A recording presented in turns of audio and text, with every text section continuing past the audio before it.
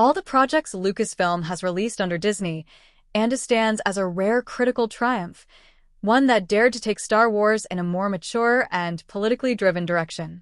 While some longtime fans questioned its tonal shift, the series quickly earned a reputation as one of the franchise's best, thanks to its grounded storytelling and complex characters. And while Andor was primarily about Cassian's evolution into a rebel hero, it also gave us an unexpected breakout star, Mon Mothma. Yet, despite her expanded role and rave reception, the chances of Lucasfilm giving Mon Mothma her own spin-off seem slim, even though the opportunity is right there, waiting. Mon Mothma wasn't just a side character in Andor, she was essential. Andor succeeded in large part because it wasn't afraid to shift focus away from laser battles and Jedi mysticism. The show dove into political manipulation, espionage, and ideological sacrifice, and no character embodied that better than Mon Mothma. Portrayed with nuance and restraint by Genevieve O'Reilly, Mothma emerged as a co-lead in Andor, navigating the murky corridors of the Galactic Senate and struggling to fund the rebellion without tipping off the Empire. Her arc, which included the gut-wrenching decision to marry off her daughter for political gain, gave audiences a raw and sobering look at what building a rebellion really costs. O'Reilly brought layers of humanity to a character who once had only a few lines in Return of the Jedi.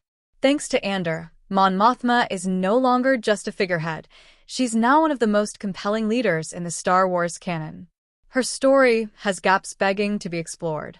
Mon Mothma's original trilogy presence is brief, a somber monologue in Return of the Jedi that introduced the idea of Bothans sacrificing themselves to uncover information about the second Death Star. But that's it. Despite her status as leader of the Rebel Alliance, her character was largely undeveloped until Andor, and that leaves a major storytelling gap Lucasfilm has yet to explore. A spin-off centered on Mothma during the original trilogy could dive deep into the operations of the rebellion at its height, revealing what she was truly doing behind the scenes as the galactic civil war raged on. It could even explore the mysterious Bothan mission, a long-speculated but never-shown event in Star Wars lore. There's also potential to bring in other surviving Andor characters like Bix Caleen or Wilman Pock, weaving them into a wider rebellion narrative and keeping the tone grounded and character-focused, much like Andor did so brilliantly. Genevieve O'Reilly is ready, and fans are, too. Genevieve O'Reilly's portrayal of Mothma has spanned nearly 2 decades. She was originally cast for a scene in Revenge of the Sith that was ultimately cut, but Lucasfilm brought her back for Rogue One, Rebels, Andor, and Ahsoka.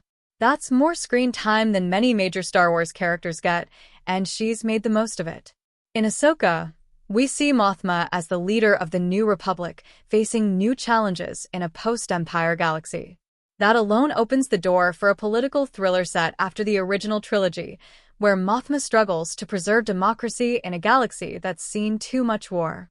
O'Reilly has expressed her appreciation for how Andor gave depth to the women of Star Wars, and she's clearly passionate about continuing the character's journey.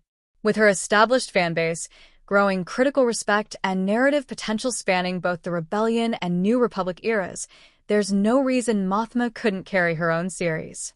So, why won't Lucasfilm pull the trigger?